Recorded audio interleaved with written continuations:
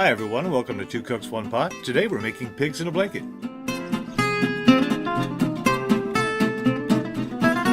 We're going to start with our yeast, a little salt, a little sugar. Then we'll add in about half of our flour before stirring that together and just getting everything mixed before we start adding some wet ingredient. We're using warm water, about 100 degrees. It should be warm to the touch, but you don't want it to burn. If it burns you, it'll burn the yeast. Then we'll add our melted butter and egg, mix that thoroughly, and then we'll add the rest of our flour. Go to the link below this video to the website to get the full ingredient amounts and recipe.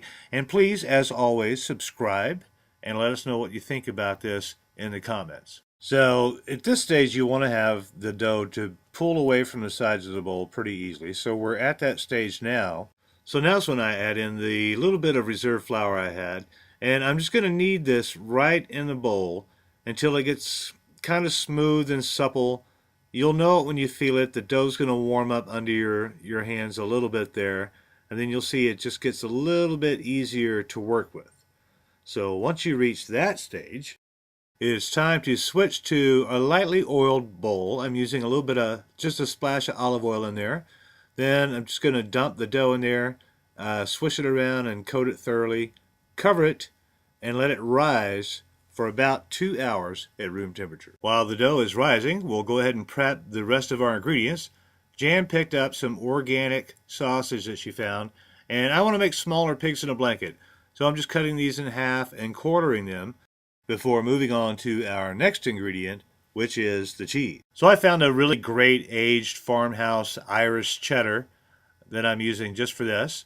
And just slicing off a good sized hunk there. Going to put all of that on top of the sausages and just kind of lay out my workstation when I get ready to make the pigs in a blanket. But once you've got your sausages and cheese prepped, you're going to have a little downtime while the dough is rising, because it does take a few hours. And there it is. It's about double. It's been a few hours. So I'm just simply going to punch that down and then move it onto a floured surface to work the dough. For me, at least, one of the most enjoyable things in life is making bread. I love this stage of the process.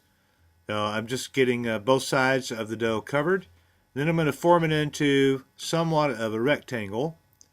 Get a little bit more flour on there so the rolling pin doesn't stick to it. And then roll it out to about 1/8 of an inch, maybe a little bit thicker than that. And once I'm happy with the size, I just trim the edges to get my good rectangle there. And then I'll start cutting the dough to portion out the pieces. So I've got more than enough dough here to make a few dozen pigs in a blanket, but I'm only going to do 12 today.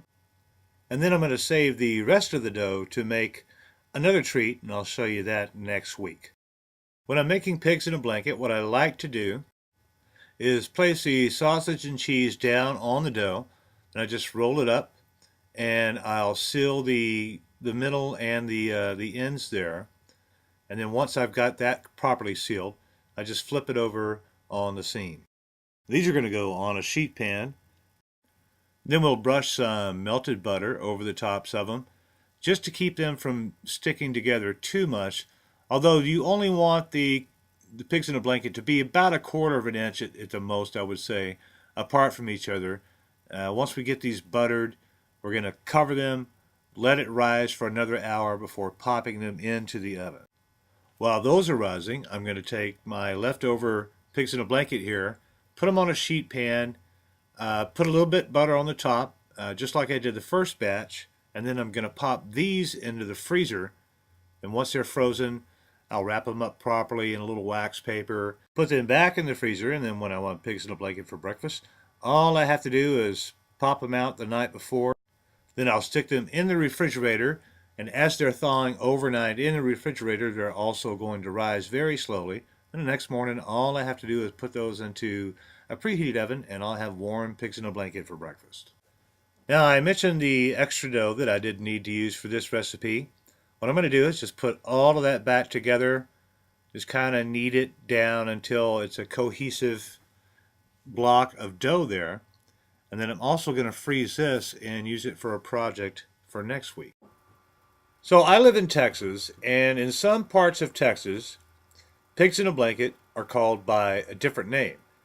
And it's not really the proper name is actually pigs in a blanket. Some people call them kolaches. So I'm going to show you how to make a proper kolache next week.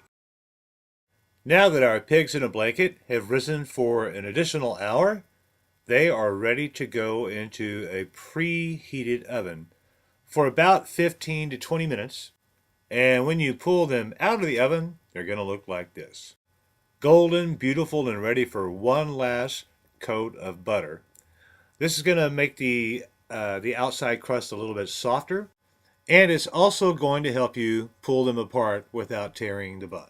These are so easy to make. We hope you give them a try and let us know what you think in the comments. See you next time.